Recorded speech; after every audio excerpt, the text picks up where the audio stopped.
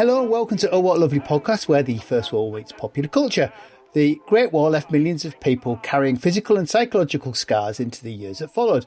One of those veterans is Frederick Rowlands, the central character in Christina Koning's Blind detective series. Blinded at Ypres, Rowland rebuilds his life in interwar Britain, drawing on his memory, hearing and intuition to solve a series of mysteries that unfold against the backdrop of a society still living with the legacy of war. The Blind detective novels brilliantly combine compelling crime fiction with a vivid exploration of the society and cultural aftermath of the First World War. Joining Jessica, Chris and me to discuss the series is the author herself. Christina, welcome to the podcast. Thank you. I really enjoyed I read the first novel and I sort of skipped through it in almost a day. So I really did find it quite thrilling to read. Oh, wonderful. Thank you. Delighted. That's what every author wants to hear, that the book was enjoyed, but also that it was compelling. And I'm really very glad. This is, I don't want to say a reprint, but a republication under a new title that you published under a different title originally. It is. The first 6 novels in the series were essentially self-published, but published by a small online publisher, which also republished my early fiction, which had originally been published by Penguin, but then, these things lapse. And so I bought the rights back. So my first 5 novels were republished by Arbuthnot Books, and they then, when I started writing crime fiction, and my then agent couldn't seem to place it, that was just after the I can't remember exactly, 2008 did a lot of damage, I think, to things. Anyway, but so then we just went ahead and published it ourselves. And then a couple of years ago, 3 years ago, I think probably, the publisher Allison and Busby bought the first 6 books and then commissioned the next few that came. So I was very fortunate because then they've had a second life with different titles and different covers, of course, which are more commercial. And that's good, though I prefer the first range of titles and covers. So it was originally called Line of Sight, which had a sort of ballistic connotation, but also because the central character is blind. And so I played with that a little bit. I didn't want people to realise that he was blind at the very beginning. As you know, it starts in the fog, which often detective stories do. But then having a title such as The Blind Detective, of course, that is very much what you see is what you get. But that's good. I don't mind. They've carried on publishing them. But that's the reason. Perhaps we should start with explaining who Frederick Rowlands, he is our blind detective. Where does he come from? What inspired you to come up with the book? Because it is a slightly different quirk. Yes. For a detective. It is. And it wasn't intended to be a detective story. The first book was published in 2014, as obviously centenary of the beginning of the Great War. It was really a book. It was going to be about my grandfather, Charles Thompson, who was at Ypres, who was blinded, was a gunner, all the things I've said in the story, really. I just wanted to write about him. And midway through the book, I realised it was going to be a detective story, partly because Charles, my grandfather's job, was working as a telephonist or receptionist at a firm of city solicitors, Charles Crocker, in the city, which the premises is still there, but not the firm has moved elsewhere. I've always liked stories where people overhear or see things they shouldn't or aren't expecting to see. And in this case, he overhears part of a telephone conversation, of course, because of the nature of being a telephonist and connecting the calls with the switches. And which I describe, I think, that with connecting the different calls, there was a point where you did hear a fraction of the conversation of the people you were connecting. So that was where it went and led on from there. So it was a sort of an experiment, really. I didn't think it would be a detective story, but then it became apparent it would be. And then I realised there were more stories that I wanted to tell about this character. So that's where it came from. I'm quite intrigued to try and find a old office switch panel, because you made it sound so tactile, him putting in the patch cords. I suddenly thought, I'm not sure I've ever seen one. I wonder what the one looks like to try and feel. And I presume when these people were very good at it, they just do it without even looking. It is just a secondary, and it never really occurred to me that it would be a man's job, which is probably quite a wrong thing to think. That's true. It was mainly women, but of course after the First World War there were a lot of blinded men who, there were some jobs they could do, and I suppose it was a bit hard on the women because it's taking away their jobs. My grandfather was trained at St Dunstan's, as I've described. The switchboard, by the way, is just the same as one that a sighted person would use, but instead of flashing lights saying a call's coming in, it's a buzzer. I've actually seen one. I went to the Museum of Telephony at Milton Keynes. I like doing my research in these things. And they allowed me to just sit on one of these things. It wasn't operational, of course, but I was able to sort of connect the calls. And it's a very tactile thing, as you say. You have to do it to find out what it's like. It's interesting you say that you didn't start it as a detective story, but rather the story of an ex-serviceman, because I found those descriptions of St Dunstan's really, really interesting and evocative. And I've been doing, my current work is on disabled ex-servicemen after the war, not specifically blinded men, but I've been doing some of the work around Arthur Pearson and his lobbying of the government for special consideration. He was incredibly effective as an MP and as a blinded man himself. But I thought those descriptions of and your inclusion of Ian Fraser and as an actual historical character was really interesting, social history reflecting the time, which sort of raised a question. Why did you choose to set it in 1927? What was that date choice? I'm not entirely certain. I suppose it was because it was 10 years after my character Fred had been invalided out of the army. So he'd had time to sort of have his training and then obviously meet Edith, his wife, and marry, and the children come along, the first two children.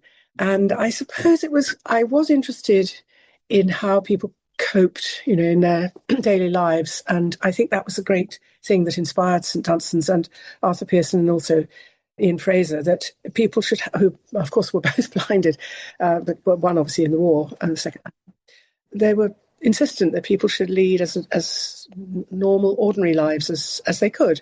And that was a fairly revolutionary idea, I think, at the time. And because they were young, the men, and they nearly were all men, I think, then, they had their lives ahead of them. And I think this idea that they suddenly just became useless, to society and had no life, nothing to look forward to, was devastating for them. So I was very interested in those books. And actually, a friend of mine, just coincidentally, someone I met at my old college, her father was treasurer or secretary of St Dunstan's. He's died now, but he allowed me to use his library, of which is books by people like Sir Ian Fraser, but others in both the two main world wars, who had been blinded and their experience of what it was like to just go from being, young, fit, healthy, and so on, and to have this terrible thing happen to you. I thought it was fascinating to me because even though this was a family story, I was 7 when my grandfather died. And so the stories were all really from my mother. And they were fairly, the anecdotal ones about not leaving your toys on the stairs and having to make sure everything was just so. But my grandfather was not a stern man at all, but it had to be orderly. Everything had to be orderly. And that was reflected a bit in the character of my mother and her sisters, I think. But I suppose it was reading all those accounts, but also relating them to my own family history, really. Made it so interesting to me. I'm glad you liked it. It's difficult, really, writing about anyone differently abled. You have to be so careful and not to say anything untoward that might offend people, or they might say, "Oh, it's not like that." So I'm really pleased that nobody has so far said that. What ends up coming across, which I found kind of perfectly fitted with the theme, is that occasionally you'll read something and the central character is blind, but the kind of overseeing narrator fills in a lot of the gaps. But in your book, we never find out what people actually look like, because Rowlands doesn't know what people actually look like. Everything is processed through Rowlands' senses, which means that we get different descriptions of people, and we get kind of a different vibe of navigating this world, because it all comes through the filter of Rowlands. At no point do we kind of hover above him and actually see what everything looks like and everything that's going on. There may have been one instance where you describe someone as being somewhere in a room where Rowlands wouldn't have known it, and I only noticed it because it was such an aberration that I think it might have been a minor error in the text, because, as Chris says, so much of it is done through the senses that Rowland has available to him. I know I had to constantly, correct myself or remind myself For example, I think there's a passage where he's talking to the Major, as he calls him, Fraser character, and it's snowing. And I was thinking, well, he sort of comments on this and said, oh, it's snowing again. And I was thinking, but there are two blind men. Snow is silent. It's not like rain, you can hear. So, but I do have him go to the window and push up the window and look out. And then, of course, you can feel snow and also smell it. Oh, that's interesting. Well, I mean, it's difficult with a detective story where you both do and don't want the reader to I mean, in a way, you want the reader to be blind, not get the clues too soon. I had to rely on other people telling Rowlands things. He does have one memory of well, he can actually remember, obviously, Willoughby, what he was, because he saw him when he was sighted. So he describes him. He can remember his sister, but only when she was 17, which is the last time he saw her. So he has visual impressions of several people in the past, but not the people he meets. And yes, there are moments when you think, does this work? Could you really tell someone had come into a room by the smell of a cigarette or the noises that people inadvertently make, the creaking noises and other things? So that's interesting. The lack of rustle of the underwear, which I thought was quite a fun one. Yeah. I know. I thought about that one. I tested that one out a bit. I mean, just thinking about clothes and the sounds they make, and also shoes, and obviously wearing heels. All that was. It gave me lots of problems. Additionally, I suspect you must have had problems setting it in the past because clothing would have sounded differently because different materials, and cigarettes much more prevalent. I thought that was very impressive because a lot of historically set fiction can't capture the moment, and I thought you managed to finesse that very beautifully. Actually, it never felt like you got the sensory history. There's a new move in historical studies to talk about histories of the senses and the way in which the past looked and smelt and felt different in interesting ways. So yeah, I thought that was very impressive that you managed to capture that as well. Well, you see, I remember a lot of it because I'm of that generation. It's a sort of a bridging thing, but I mean, I do remember my grandparents and obviously people of their age and generation, my parents too, and so the physical world was different. And it's a cliche to say, oh, no mobile phones and no computers and all those kinds of things, but it was why it was fun. I mean, things like telephones, obviously, that was a big deal, and that was their technology. So it wasn't that it was old-fashioned, it was just different. And so I quite enjoyed playing with that. I had to remind myself sometimes how things were and not to kind of either overdo it or sort of forget certain things. They're just, I don't know, it just was different. As you say, cigarettes are the thing. Everybody smoked, even in my, childhood and youth. Particularly after the war, because they were used by, a lot of men started smoking because it's a way of easing tension during or before battle.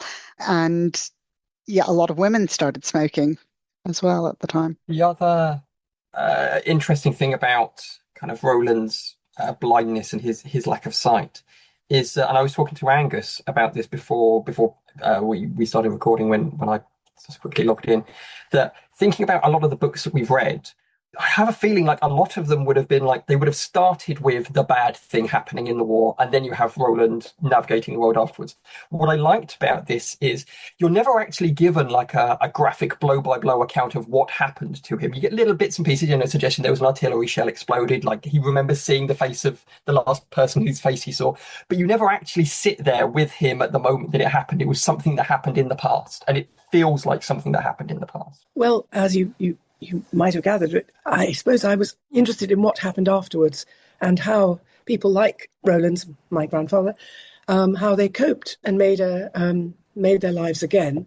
So in a way, the actual traumatic event is irrelevant because it happened to them, to lots of other people. He describes some of the men, his colleagues at St Dunstan's, for whom are even more severely disabled. I think the case of the man who lost his hands. And that made me think very hard, because I thought that's even more appalling, because when you think how blinded people rely on their hands, not just, well, for everything, but for braille and touch is very, very important in his world, I think, and as well as smell and all the other things. So it made me think, and how on earth did people cope? How could they carry on with their lives? And they did. So I think that was, one of the things that was a sort of wake up for me, because you tend to think, to lose your sight must be such a devastating thing. It's interesting you say I don't describe the moment. I actually wasn't all that sure. I have a friend who's an ophthalmic surgeon, and I said, if with injuries like this, what do you think would? Because I knew, again, family anecdote, that my grandfather had a partial sight in one eye, and so was able, and maybe that helps me fudge it a bit, because whether someone's in the room or not, or is there a shape there, or is it light or dark, that sort of thing. And he said, well, yes, it could have done such and such, the optic nerve, and so forth. So I did go with that. But I know that the majority, or a large number of men who lost their sight was through mustard gas. And in some cases, I believe that it's true to say that their sight came back, if not perfectly. They regained some sight. And I've actually used that device in another book, just because I suppose for me it was exploring a world that was unfamiliar, and I suppose there's no point in writing anything if you're not going to learn something from it yourself. But I think that's a really interesting point. And when I asked you to come on, it was to talk about your research process, that you've done that research into mustard gas, because I think so often we think of that very famous Sargent painting, Gassed, of the men with the handkerchiefs holding on to each other because they have been blinded. And it captures that moment of wounding when they are blinded, when they think this is it, it's all over. But the actual lived reality for so many men was that they could regain some sight through treatment, that it wasn't the end. They were disabled in different ways, but it wasn't total blindness necessarily. It's lovely to capture that historical reality, as well as the one that has become this dominant vision of blinded in war means unable to see anything. So I think that it may be a bit of a fudge, but it's a fair reflection of the history as well. Well, thank you. Well, I again, it's partly that I know that, again, having talked to my friend and the research I've done, that there is a whole range of different possibilities with losing one's sight, as one knows. And I mean, certainly in Sir Arthur Pearson's case, I think it was probably glaucoma. I'm not certain, but he was older, of course. So there are different kinds of blindness and different ways of dealing with it, as you've said. And people, they I mean, that was one of the extraordinary things about the First World War, was it gave an opportunity to surgeons and to both facial reconstruction, but also they found out so much, because there was such a huge sort of range of people. I shouldn't say to be experimented on, but it brought a lot of information in which hadn't been available. And so possibly some of the progress has been made in dealing with the partially sighted and the blinded has come from that. And certainly in the Second World War, I think that was the case, that they build on. And yes, that's right. You said about the research, and that's the part I enjoy the most. Though I do quite like writing as well, but it's just the research that drives one on. I'm sure you know. Just going back to Chris's point about not describing the battle in great detail, how much research did you do into wartime experiences? And related to that, because I know that this character is based on your grandfather, how much did you know about your grandfather's war experience from family stories going into this? The research, I was thinking about this. I did read quite a lot of history of that period. I'm afraid I'm not one of those writers that tends to list my sources at the backs of books, which I always think is a good thing, but I'm afraid I'm always in too much of a hurry to do it. And afterwards I think, well, I have copious notes, but anyway, they stay in the notebook. I think I read a great number of, as well as history, I read a lot of fictional accounts at the time. And all the regular ones, some of which I think you've discussed in your podcasts, which I think gave me a feeling of reality for the people who were there. I've read very little in terms of contemporary reworking. I have read Birdsong, for example, but I haven't read the Pat Barker trilogy. I know they're very good, but I didn't want to be distracted by any of that sort of thing. I mean, I probably read them now, but not before my own work. So I suppose in terms of researching those actual battles and what happened when and where, and some of the famous names that are referenced in the book, I suppose I did try and get it as accurate as possible. In terms of my own grandfather's account, he said, no, I mean, I was a tiny child. I don't think very much was said at all. I think the emphasis was very much on forgetting about all that. So you have to reconstruct those things and think, well, okay, I knew he was in Belgium and some of the other characters in France, and I obviously did look up the details of some of those specific battles and who was there, which regiments, for example. That was something I did a bit of, there are lots of copious websites about, the various regiments that were present. But apart from that, no, I must confess well, I've got an enormous list here, but nearly all of them are either works of fiction or memoir from people who were there. I sort of patched it together to some extent. As someone who's used memoir for my own research, I'm all in favour of using memoir. It's a great resource. It is. It's so vivid. And after all, people, they give you the exact facts of their own experience. And so it's nothing you need to check. I mean, you can read sort of histories of obviously the First World War, and I certainly have dutifully read sections of some of those long. But no, for the most part, I like the immediacy of individual experience. We've read a lot of books in regards to the topic of this podcast, but at various points we do have these kind of bursts of detective novel depictions, and I suspect this may kind of partially come from the interests of one of our members. Oh yes.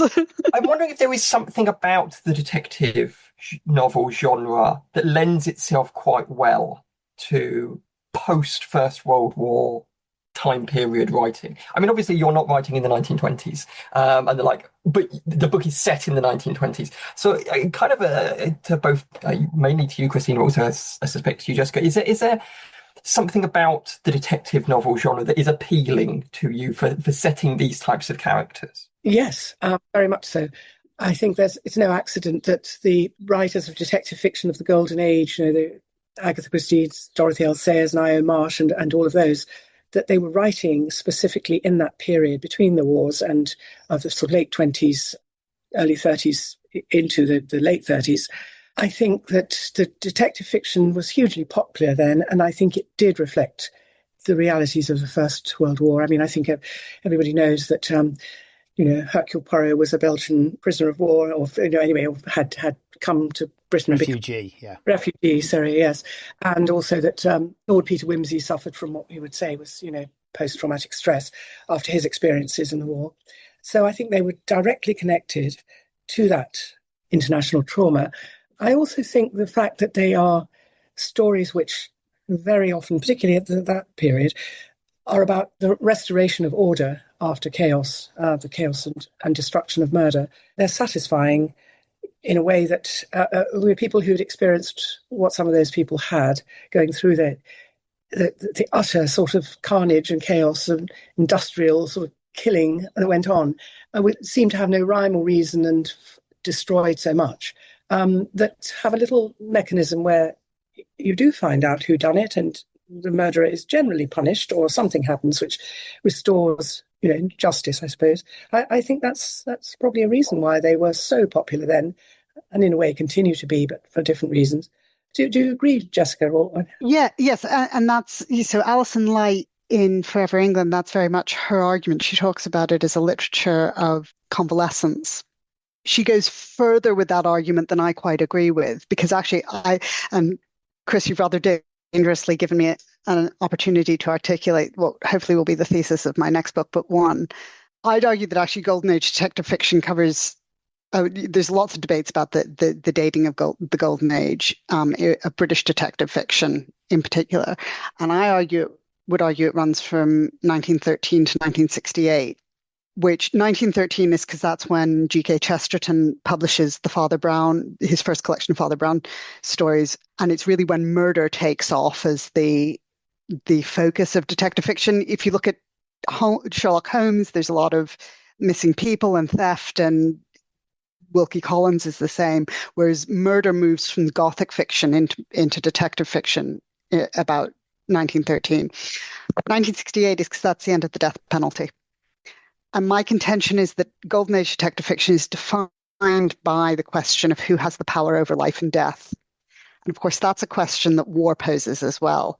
So that the two world wars are absolutely essential to the way in which Golden Age detective fiction functions. And the reason that it is so popular is because society is fascinated with this question of who has the power over life and death, who gets to say who lives and who dies. Is there also a kind of an element, and I'm going to work very hard to avoid spoilers here, that it produces a different type of potential plausible murder weapon? Like post First World War, there is the potential opportunity of access to something like a service revolver that changes the nature of how you might off someone in such circumstances. There are actually very few service revolver deaths, I discovered. Yeah.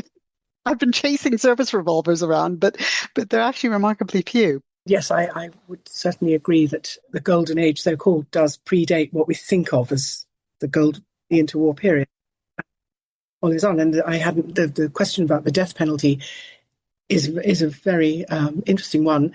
Again, I can recall when it was abolished, and I remember as a child thinking, "Oh, that's good," meaning progress. Of course, how wrong I was about everything, but no, it's straight, and it gives stories more clout. Actually, I mean, in an awful way, but the stakes are much higher than when it's a long jail sentence or something. But it's interesting how often the writers of the Golden Age period try to evade the responsibility of, they either give the villain or the murderer an opportunity to off himself, as you say, with a service revolver very often. Do the decent thing, man or woman, or poison is there, and you can take it or not, or don't go through the horror of the trial and all this. That happens quite often, and I think it's possibly because it's abhorrent to, well, if not the detective, then perhaps the writer, thinking this is the power that we have, and even though we have restored justice and order, somebody has to die. So there's always that. Interesting. Yeah, because they actually spend a lot of time talking about it. Peter Wimsey is the classic case. He spends pages and pages agonizing over his responsibility for sending someone to the gallows, but he's not the only one. And the rise of the professional policeman as well in Henry Wade's novels. And Henry Wade has a lot of stuff about the First World War in his novels. But I was also thinking about authors like Christina who use the period, that question you were asking about, the period for historically set detective fiction written today. And the series your book reminded me most of, Christina, was Jacqueline Winspear's Maisie Dobbs novels. And she does something similar of taking her character through into the Second World War.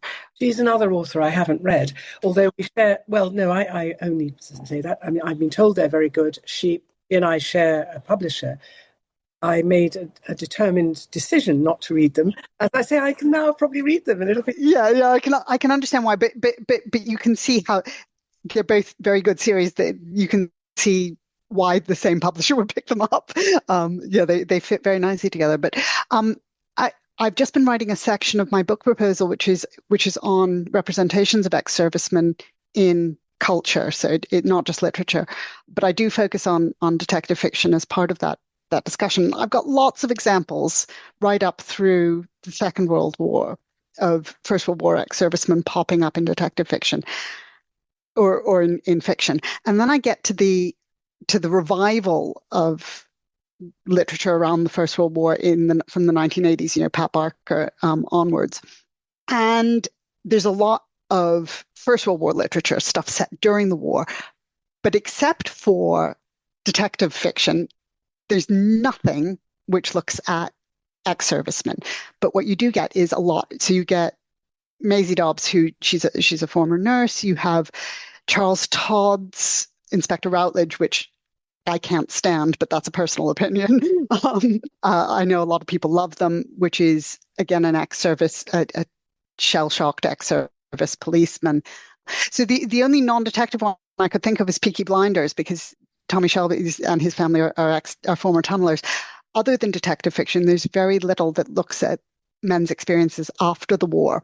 And I need to think about why that is, actually. You've picked up on a really interesting way of introducing that post-war experience. I'm glad, because it really did start off as a way of exploring my grandfather's life. I've written about other members of the family in other contexts. All I remember about him was, not surprisingly, he was rather a quiet man. He did know when you walked into a room that it was you, but then I was only 6 or 7, and I expect as I clattered in, it was very easy to say, "Oh, it's Chrissy," but I still do recall that, and all the details. Actually, some of the details I put in about his love of gardening. They're obvious things because he was a champion rower. I've got his rowing, his silver cups and things. And did he go on to own a pig farm, or a poultry farm rather?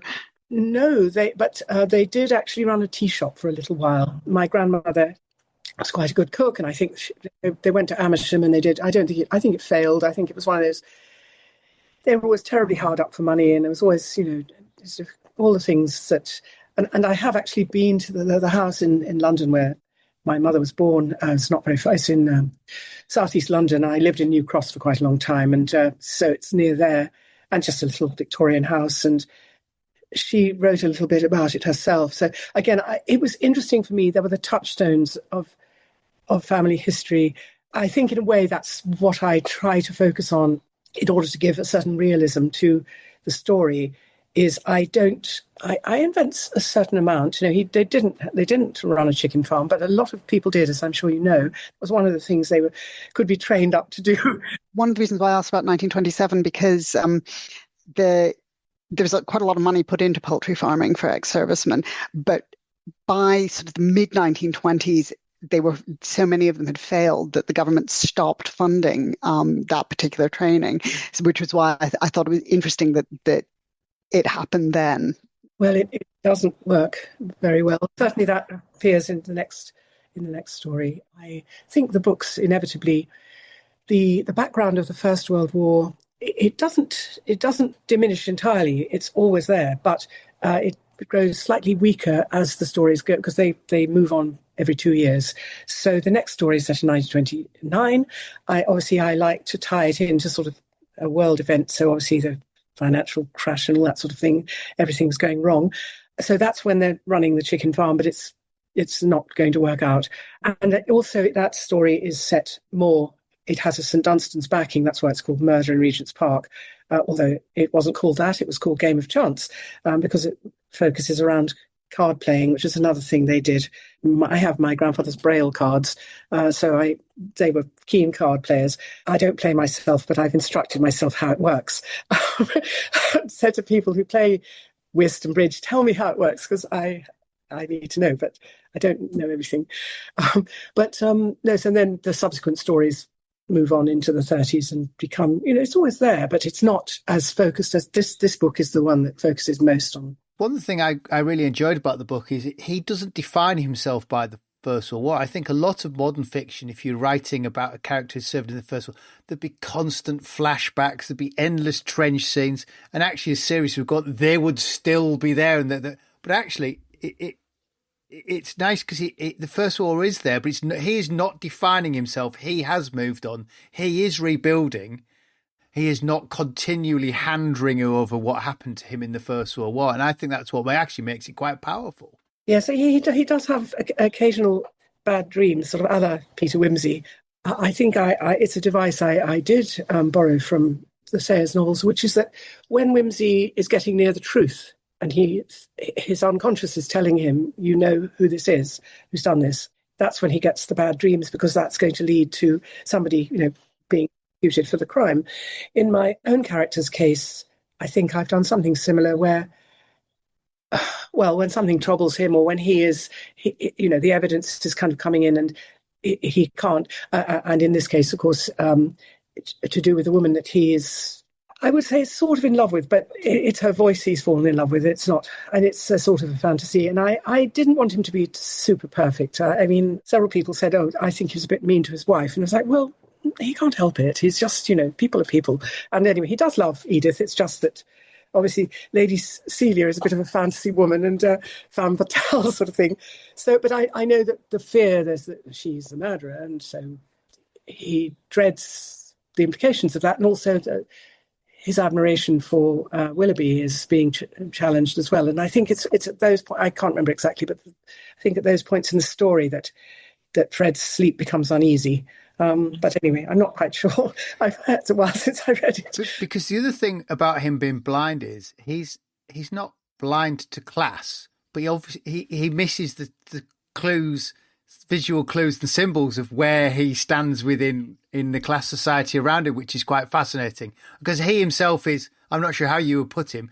I guess he's stoic, upper middle class, somewhere around there. I mean, he's not, because his wife is upper middle class and she's married down, hasn't she? And I was trying to put a pin in it, but he's middle class somewhere. Well, what it is, I that's a very interesting point, and I agree with Jessica. His wife is from the sort of upper middle classes and has married, and that's caused strain in their marriage. That she's married, into a world that she can't deal with. She doesn't know how to cook, and they were sort of comfortably off bourgeoisie, not very, very rich or anything. But so they've had servants and stuff, and she's having to cope with three young children and a disabled husband, and it's rather soured her temper to some extent. But anyway, I don't blame her either. But with Fred, I think we would say he was from sort of working class. He's worked in a factory, so does his father. His sister still works in the factories, and she's got very socialist attitudes and disdains the idea of trying to improve herself.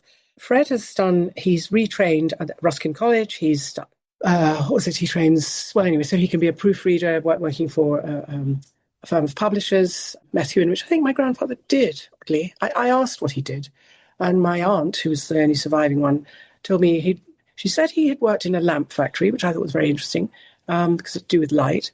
But then she said, "Oh no, but he was in publishing, I think." I mean, she was vague, and she was 90-something, so I had to get what I could from her. But although she was very sharp about the distant past. So Fred is from working class family, but I think the idea that you sort of improved yourself through education, which he certainly has done, and he has reasonable French. He reads. I mean, he reads. So he's in a way as part of that sort of classless society. And I think the war was one of those things that brought it about. People didn't have to stay in their boxes anymore, really, because they met others from other worlds and all of that. I did love the fact that his pre-war occupation was so visual. One of the interesting things about that and about a lot of his memory, because he has this very visual memory in some ways, is this reminder that his blindness was unexpected, was not, unlike Arthur Pearson, who I think goes blind over time, but as you say, it's before the war, and his interest is in congenital blindness almost up until the war, and suddenly you have all these men unexpectedly blinded. And I love that fact about Rowland as a character, that it's a particular challenge of disability acquired in wartime that he has, and that's really emphasized by that very visual pre-war occupation that he has. Yes, well, I think possibly, I could be wrong about this, but one of the reasons why he might have been trained as a gunner was that he had good sight. And yes, all the things he's done. Well, working in the lamp factory is obviously he's a young man, he's a boy, and it's his brother who says, no, you go and train and do something, go and work in an office, better yourself, with your brains and all this stuff. I see him as, well, it's important that he should be able to move between the different worlds, and I suppose you have to accept that he can pass, shall we say, in a more middle class environment, which I show that he does. Nobody challenges him. I mean, it's an unfashionable idea now, but people used to, and especially as he's a telephonist and he has to use his voice a lot, people did try to improve their accents so that they didn't sound, again, to use a word of the time, they didn't sound common. I think it's plausible that Fred can pass in that world, not entirely, because people do. I mean, I think Lady Celia sort of sees who he is, but I think she's fascinated by someone from such a different world, and also just by the fact that he doesn't let things, get him down, and I think that's part of his appeal, really.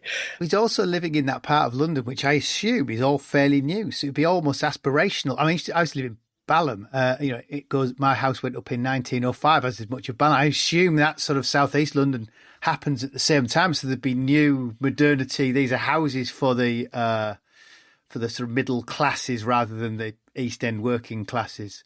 So it'd be aspirational life living down there. I that was what I felt reading it, but that's partly perhaps my impression because I used to live in southwest London. That's an interesting thought. I mean, the houses I lived in, or when we lived there, were mainly, I would say they probably were Edwardian, so they would have been new around that pre First World War, some of them, or maybe 1880s. Some, I think certainly the house where my mother and one of her sisters were born was, again, they were small houses, but they were sort of built for city or office workers, I think. You've also got the Garden City movement at the time really shaping the idea of the council house. And this really takes off after the war rather than before the war, with the homes fit for heroes and the government aspiration of mass house building that doesn't really happen until the 1930s. But there is this aspiration that the new houses for the working classes, for the council houses, state provided houses, will be aspirational in that sense, will be, some of them in fact have indoor facilities, but they weren't for the middle classes, even though they eventually become sort of more for the middle classes. That's a slightly post-war debate. It's starting pre-war with the whole Garden City movement and the building. Which one is it? Letchworth that's built before the war. One's built before the war and one's built afterwards. So there's that classlessness, that ability to move between classes, I think is already starting before the war, as reflected in Rowlands' sense of aspiration. In the first story, I show them having considerable financial problems, but it's not to give anything away to say that he does improve his circumstances a bit and has a steady job at the chicken farm, fails, but then after that there's another job. And things start to get marginally better for them all. So that, and also, I mean, perhaps it is I think this was the case. I'm sorry, I always steal from my family history, but I think they did live with the grandparents for a while, and they had a house in Kingston, which I've seen. I've been there with my elderly aunt, and she said, "Oh, it hasn't changed." Well, I didn't go in, but she said, "Oh, yes, the pattern of tiles is the same, and the door." She said, "But the garden's much nicer," because they'd obviously, the people who bought it had gentrified it to the last degree, but it was still a rather beautiful, sort of solid, I suppose, mid-Victorian house. So yes, but that was because they were able to combine their circumstances with the then surviving grandparents. So I suppose that's partly helped them. And then, yeah, things moved on. Thank you for making my eternal case that detective fiction makes for the best social history. What a wonderful compliment. I agree with you entirely, and that's partly why I read it, other people's work. Partly, I also enjoy it very much, but I think it does tell social history, and it does so in a sort of fairly unpretentious way. It doesn't set out to do that, but it's there because you have to have a realistic background. You have to observe it. Whatever senses your detective is using, they have to be able to observe what's going on around them. You do indeed. Well, he does have a policeman friend to help him. You always have to do that. With an amateur sleuth, you have to have the professional who has access to police procedural, techniques and things. And so I needed that. And again, I quite like him. He's all the characters, not all, but quite a lot of them go through into other books because I found them interesting and wanted to see what happened to them. Very good. Well, perhaps before we start to move on to other books and giving things away for... yes, indeed. Perhaps leave it there. Thank you, Christina. I really enjoyed the book. I look forward to starting the next one, and I think I might even move it on to listening, because actually I part listened and part read, which is a bit of a surreal experience, but I quite enjoyed listening to it. It worked really well. The actor Duncan Galloway has done all the books, I think about 4 of them so far, and I really like him. He had a challenge because there's so many different accents, because that's one way that Fred can tell people apart. And I've given him a real challenge, and he's risen to it beautifully, I think. Yes. And thank you so much for having me and for such an interesting discussion. I was a little bit terrified earlier, and also it was so hot, and I just thought, oh, I'm melting. But I actually feel completely cool, calm, and, that's a sign of a good talk, I think. Lovely. Well, thank you, Christina, and I guess we're back next month. See you then. Bye. Bye.